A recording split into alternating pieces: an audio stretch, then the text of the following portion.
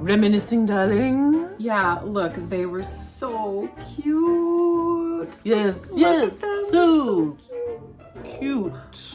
And so little. Look. Yes, darling, they are small in these pictures. Yeah. But darling, they have so much stuff. Yeah, babies need stuff. And so many different pieces of furniture Yep. as they are growing. So many different beds and chairs and dressers. My God, darling, how do you have two dimes to rub together? Well, Yes, if only you had known then what you know now, darling, about taking free, unwanted pieces of furniture and transforming them. Think, darling, how much more wealthy you and the man would currently be.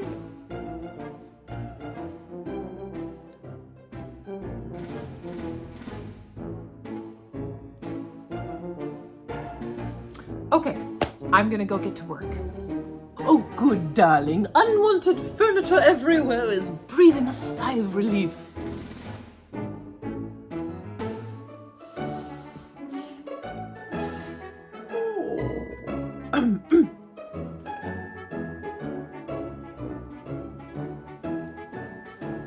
Hi everyone, I'm Andy. Welcome to Furniture Fables.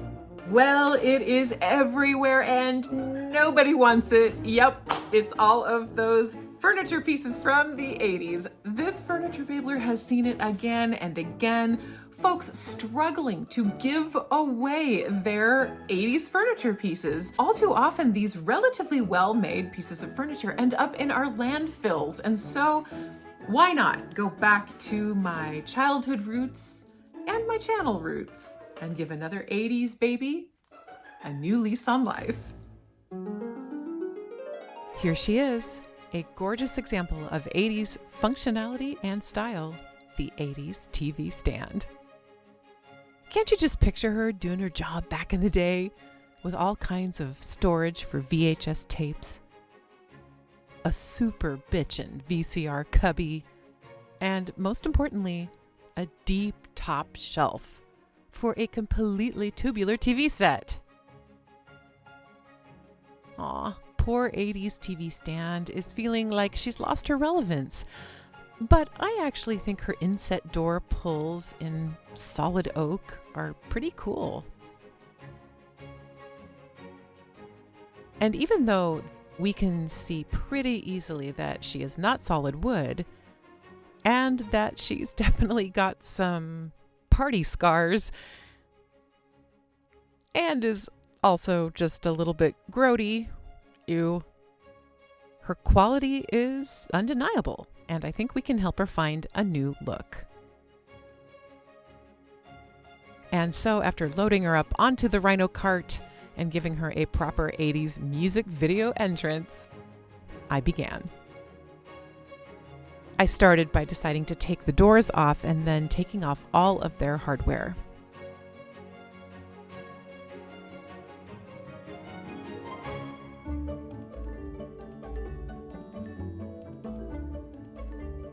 I wrapped up all their bits into carefully marked and aesthetically pleasing green wads because that helps me not lose the hardware. Okay, I don't think I showed you before. One of the doors had this super cute strip of wood that I could not see a reason for. I looked, and I really did not think it needed to be there for support or anything, and so I decided to remove it. And then, of course, I began questioning my choices.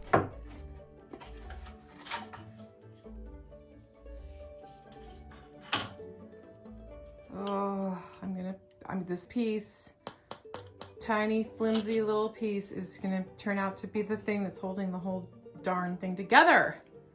I don't get it though. I don't think I need you. I'm gonna save you just in case. I'll save you just in case. Somebody's trying to ride a bike. Yes, someone was attempting to ride their bike up our hill, and really, how dare they? How dare they? I mean, I don't know what they were thinking, but Vinny the dog was on top of that nonsense as I bravely recovered from my wood strip anxiety attack and went bravely on to the next step, which of course was cleaning. I prefer to clean with something simple like soap and water whenever I can and use a good sponge and some elbow grease.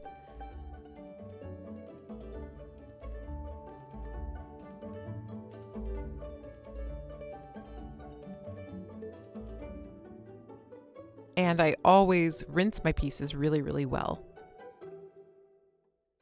I took the TV stand out into the sun to dry, and here I think that you can see that its original finish is just starting to lift and ripple just a tiny bit. And so that was good to know, so I could make sure and sand that top smooth. Okay, let's repair this piece's injuries for its corner here at the top where it looks kind of crunched. I made a little mold with a couple of pieces of wood scraps. I think you can see, yep, right there. That's going to help make a nice square corner. And so once that was ready, I got out some Bondo wood filler and mixed it together.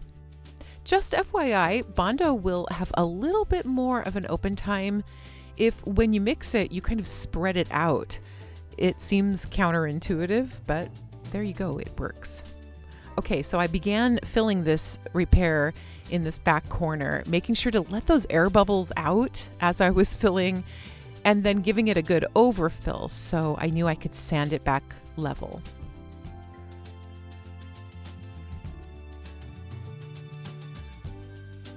Then turning the piece nice and easily, since it was still on the Rhino Cart, I dabbed some onto this corner. Oops, there, my sunglasses. I was wondering where they'd gone. And then over on this other side, I got that little bit there where the veneer was chipped. I also added a little bit to the old VCR shelf where I had just noticed a few scratches. Okay, while that dried, I started working on the doors. I wanted them to be a little feature for the piece. And so I began by using a 120 grit paper to sand back that old 80s orange stain.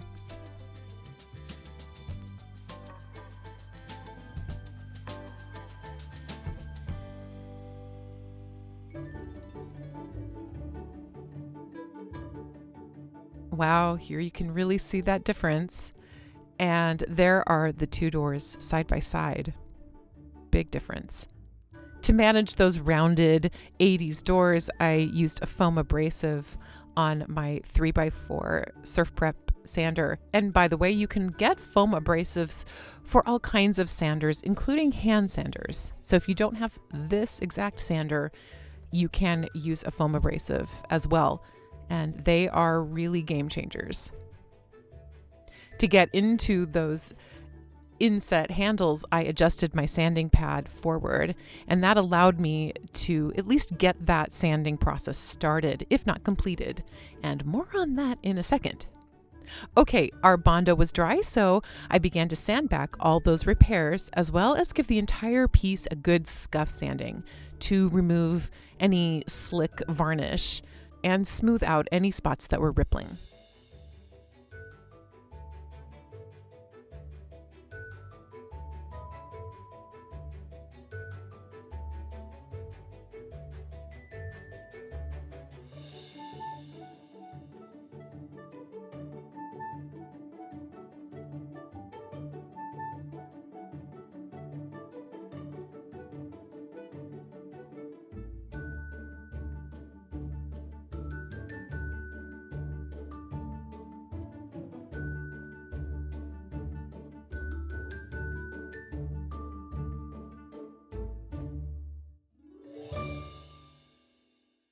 Then I gave the piece a good wipe down, making sure to remove all of the dust. Okay, prime time. I used some Ben shellac-based primer to cover the entire TV stand, going back and giving a second coat of that primer wherever it was needed.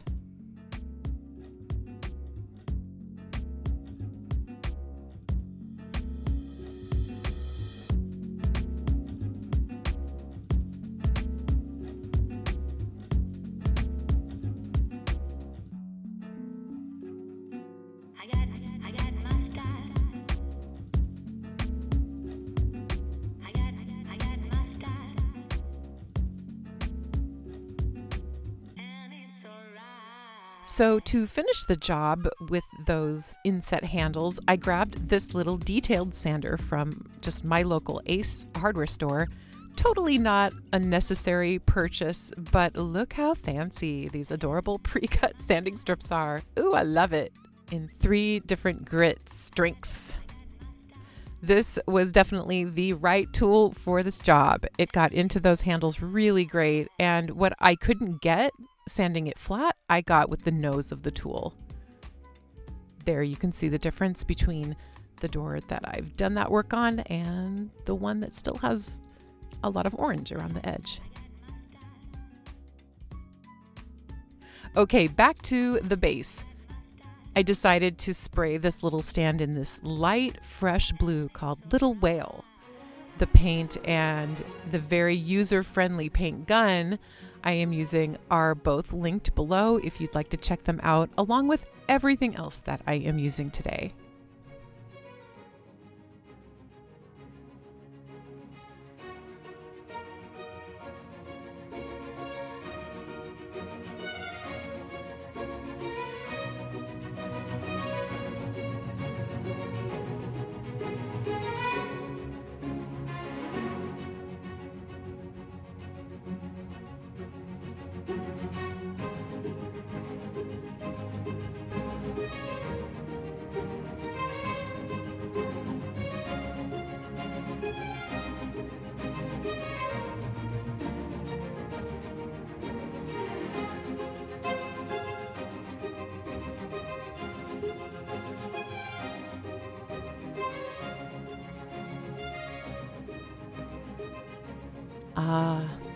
I think it's gonna look really nice for what I have in mind, if I can keep the bugs out of it while it dries.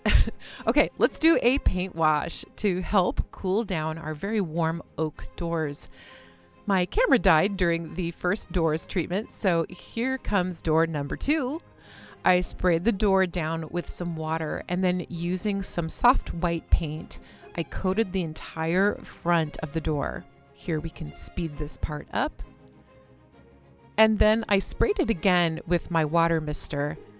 And then using a lint-free rag, I wiped back that paint.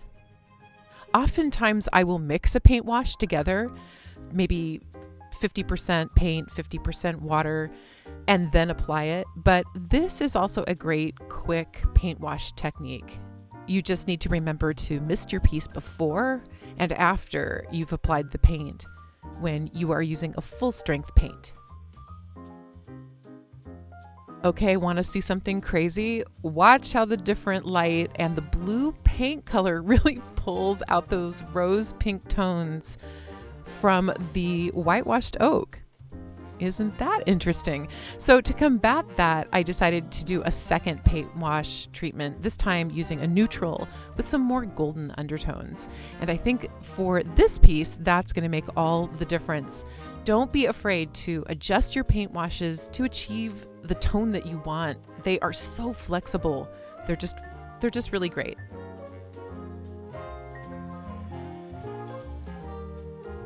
Okay, but we are not done. This is a wall stencil. Yep, I do mean wall stencil. Look how tall it is. But I'm going to just use a bit of it here on these doors. I decided I wanted that rabbit sort of as an anchor and the fox kind of leaping across the handles. And so once I had it placed right where I wanted it, I grabbed a flat sponge brush and began dabbing on that light blue paint, that Little Whale paint. I am going for a softer, more earthy kind of feel here with this stencil.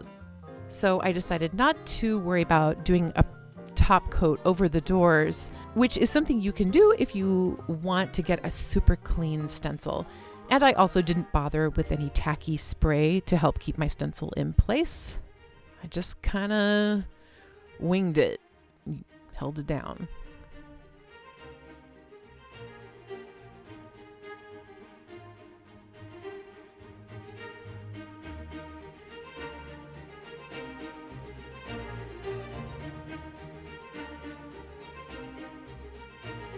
I did want the doors to have a mirrored pattern since their handles are mirrored, obviously. So I did a bit of fussing to get the second stencil set up.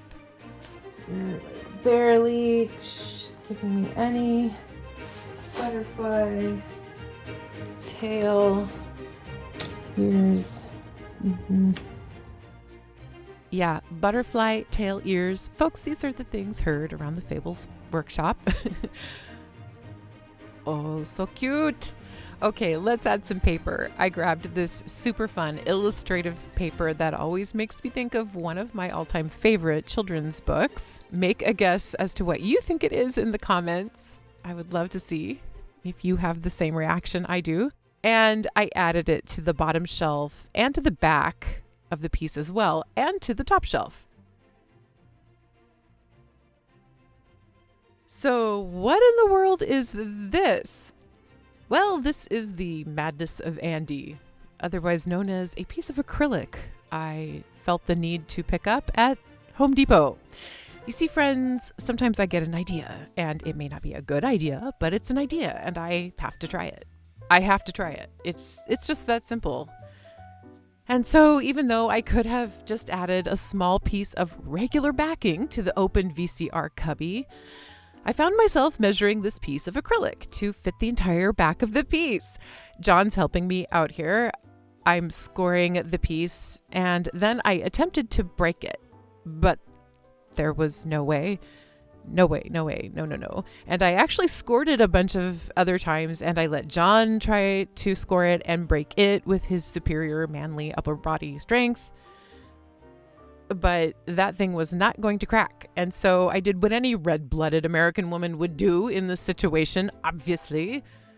I got out a saw.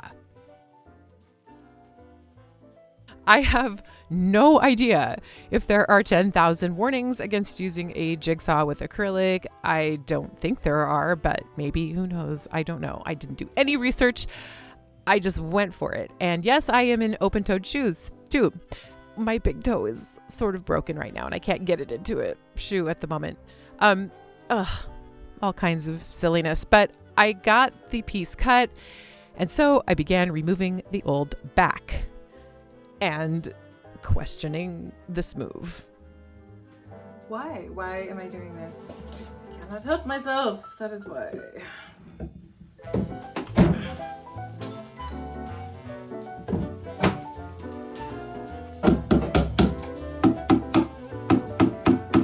Come on. This is happening. I don't know why, but it is. Come on, sweetie. There you go. You know, it's sort of like those folks who must climb Mount Everest. Why? I wonder. Because it's there, they say. I did a dry fit and things looked good, so I got out the silicone sealant. And here are the easy to read instructions. So I will be getting out the magnifying glass, or I'll do the thing where you snap a picture and then you zoom in on it. Yes, let's zoom in on it, folks, because this glue, while pretty basic to use, I think, does have some pretty big health warnings. So I'm glad I read the back.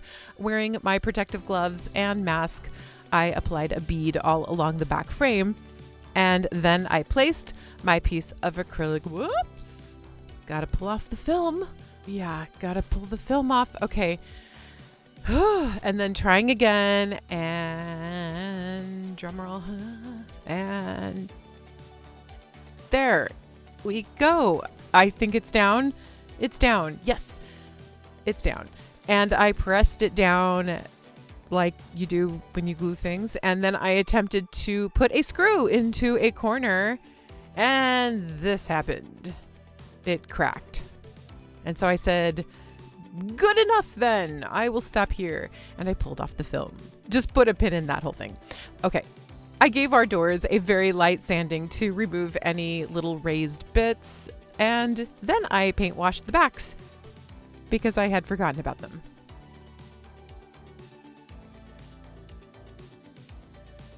Once they had dried, I gave them a layer of clear wax for protection and a little bit of sheen. And then I got to work on our feet. I want our little gal here to be a tad taller, so I glued in 4 blocks to give me what I needed to mount our feet brackets, our feet mounts, and then gave the 4 rounded feet that I had picked up at the depot an even warmer toned paint wash so as to mimic the oak doors. Remember, they have kind of a little bit of rosiness undertone to them, and so these are probably poplar. So I used a paint that had just a hint of more warmth, and then I screwed them into place, and when they were dry, I gave them a coat of wax as well.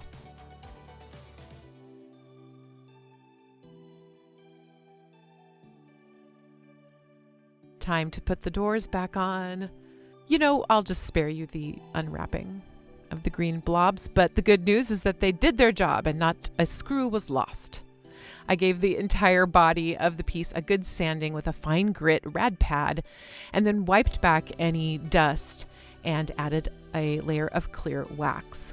Again, not technically necessary with an all-in-one acrylic-based paint like the one I'm using today, but it will provide some extra protection, and I think I'm going to actually kind of come back in and buff it up a little bit for some extra sheen. Okay, do you remember our 80s baby?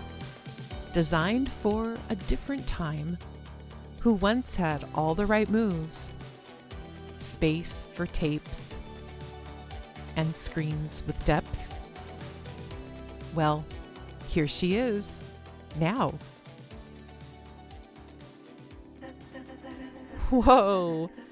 Did our protagonist just get younger? With an undeniably youthful glow, our once 80s TV stand has magically morphed into an adorable nightstand. Dressed in her fresh, powdery blue outfit, her chunky, rounded lines seem somehow perfectly suited for a younger person's needs. With no hardware that could potentially come loose, and with no sharp corners to bonk into little heads, our sturdy, chunky monkey is ready to play.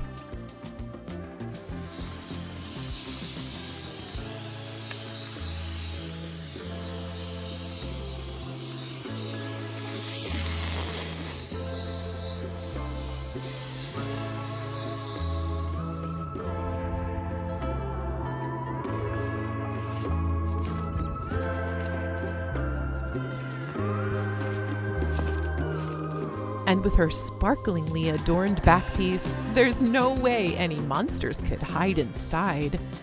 And her open shelf, well, it can double as a nightlight.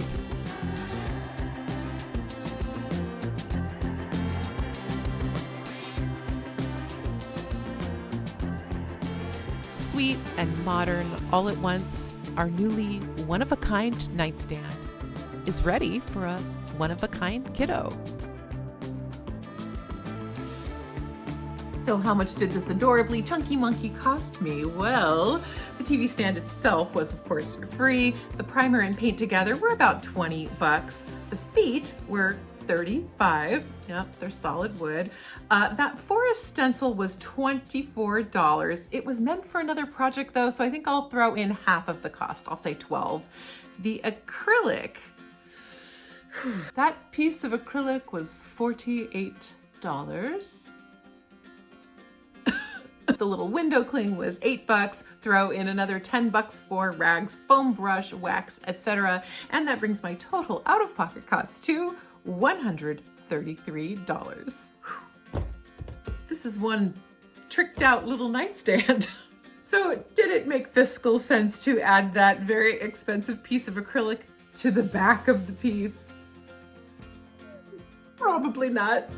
No. Probably not. Not if your goal is to flip the piece for a profit. But if it's for someone you love and they might think that was really cool, why not? I think I'm going to put this little piece into storage for about 4 to 6 weeks, just so I can make sure that that acrylic really is actually firmly attached. Maybe I'll do a little more research about attaching acrylic. I just want to make sure it's really on there. What can I say? I had to try it. I had to try it. I had to. I don't know. I just had to. I wanted to try it. You just have to. You just have to. So assuming all is well, what might I sell this piece for? Well, great question. Got any suggestions? Honestly, I don't know the market very well for babies or kids furniture pieces, but I would think a price of $275 would probably work. So what did you think? Did you like our cool paint washed oak, or are you missing the warm orange? Did you like the choice to go younger, or would you have gone more glam and grown up? Maybe say a bar. These TV stands make pretty cool bars. Let me know in the comments. Please give me a thumbs up if you enjoyed, and make sure to subscribe so you don't miss a thing. Thank you so much for joining me, my friends. I'll see you next time for more Furniture Fables.